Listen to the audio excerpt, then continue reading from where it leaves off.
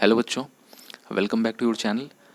Reflection chapter के इस series में हम लोग देखेंगे rules to draw ray diagrams. यानी जब भी आप कॉनकेव या कॉन्वेक्स मिरर में रे डायग्राम को बनाने जाएंगे तो आपको किन लॉज को ध्यान में रखना बेहद ज़रूरी है।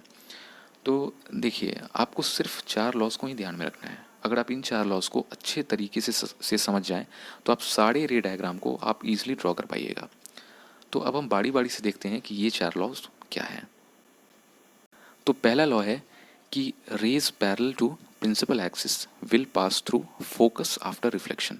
कहने का मतलब ये है कि अगर कोई भी इंसिडेंट रे प्रिंसिपल एक्सिस के पैरेलल हुई तो वो रिफ्लेक्शन के बाद वो मिरर के प्रिंसिपल फोकस से गुजरेगी। यानी अगर आप इस फिगर में देखें तो यहाँ पे एक इंसिडेंट रे है जो कि प्रिंसिपल एक्सिस के पैरेलल है। ये इस तरीके से आई, मिरर को स्ट्राइक करने के बाद ये कहाँ जाएगी? तो रूल ये कहता है कि अगर रे प्रिंसिपल एक्सिस के पैरेलल है तो रिफ्लेक्शन के बाद उसको जाना पड़ेगा प्रिंसिपल फोकस से। तो ये था पहला लॉ। अब बात करते हैं सेकंड लॉ की। तो सेकंड लॉ ये बोलता है कि ray passing through focus will become parallel to principal axis. Actually ये पहले वाले का जस्ट उल्टा है। पहले वाले में क्या था, रे आ रही थी प्रिंसिपल एक्सिस के पैरेलल और जा रही थी फोकस से।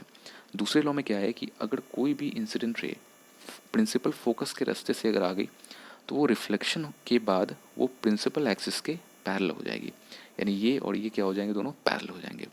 तो ये था पहला और दूसरा लॉ।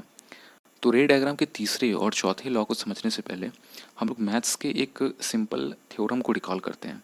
ये थ्योरम ये कहता है कि जो रेडियस होता है किसी भी सर्कल में वो परपेंडिकुलर होगा टेंजेंट पे एट पॉइंट ऑफ कांटेक्ट।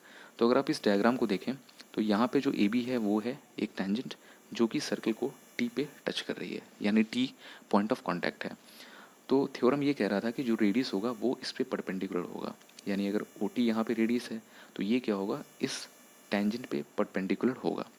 तो हमें इस थ्योरम की ज़रूरत क्यों पड़ी अचानक से? तो आपको मालूम होगा कि जो स्फेरिकल मिरर होता है वो क्या होता है, वो एक स्फेयर का ही पार्ट होता है। और जो स्फेयर होगा उसमें क्या होगा, सेंटर होगा। तो उसी सेंटर को हम लोग क्या कहते हैं, सेंटर ऑफ कर्वेचर सी कहते हैं। तो अगर कोई भी लाइन या रे अगर सी से मिरर की तरफ बढ़ रही है, मिरर के सरफेस पे पड़ रही है, तो वो क्या होगी, उस पर परपेंडिकुलर होगी। और परपेंडिकुलर को हम लोग ऑप्टिक्स के लैंग्वेज में क्या बोलते हैं, नॉर्मल। तो कहा जा सकता है कि अगर कोई भी लाइन या कोई भी रे अगर सी से निकल रही है मिरर के सरफेस पे तो वो क्या होगी, मिरर के नॉर्मल होगी। तो बस यही कंक्लूजन यहाँ से आपको बताना था कि अगर कोई भी लाइन या कोई रे अगर पास कर रही है सेंटर ऑफ कर्वेचर से तो वो नॉर्मल होगी, यानी वो 90 डिग्री पे पड़ेगी मिरर पे। तो अब हम बात करते हैं रे डायग्राम के तीसरे लॉ के बारे में। तो तीसरा लॉ ये बोलता है कि अगर कोई भी लाइट रे सेंटर ऑफ कर्वेचर से अगर पास करे तो वो अपने पाथ को रिट्रेस करती है।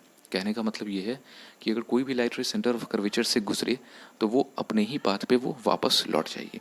अगर आप इस डायग्राम में अगर देखें तो एक इंसिडेंट रे है यहाँ पे एडी, वो इस तरीके से जा रही है। तो लॉ ये बोल रहा है कि अगर सी से वो गुजर जाए तो वो अपने ही पाथ पे वो फिर वापस लौट आएगी, कुछ इस तरीके से।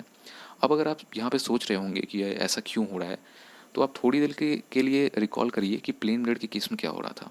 अगर का केस, तो उस केस में अगर कोई भी इंसिडेंट रे इस पर अगर नॉर्मल पड़ रही होती थी तो उस केस में जो एंगल ऑफ इंसिडेंस है उसका वैल्यू क्या होता था, 0 डिग्री। क्यों?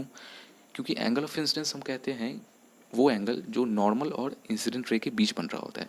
और इस वाले केस में जो नॉर्मल है वो और जो इंसिडेंट रे है वो दोनों क्या है, सेम लाइन है। तो एंगल क्या होगा, 0 डिग्री। अब हमें मालूम है कि लॉ ऑफ रिफ्लेक्शन से कि जो एंगल आई होती है वो क्या होती है, एंगल आर के इक्वल होती है। और अगर आई का वैल्यू अगर 0 डिग्री है तो जो आर का वैल्यू होगा वो क्या होगा, 0 डिग्री। इसलिए जो रे नॉर्मल पड़ रही होती है वो अपने ही पाथ को रिट्रेस कर देती है, अपने ही पाथ पे वापस चली जाती है। तो अगर आप इस फिगर को देखें तो इस केस में आई भी 0 था और जो आर है वो भी 0 है। यानी इंसिडेंट रे और रिफ्लेक्टेड रे दोनों नॉर्मल से कितना एंगल बना रही है, वो 0 डिग्री। और यही केस यहाँ पे था।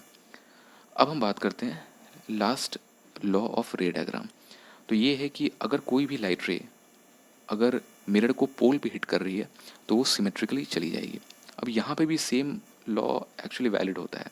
अगर आप देखें तो एक लाइट रे है जो कि पोल पे हिट कर रही है और पोल पे हिट करने के बाद वो सेम एंगल बनाती हुई वो रिफ्लेक्ट हो जाएगी, कुछ इस तरीके से।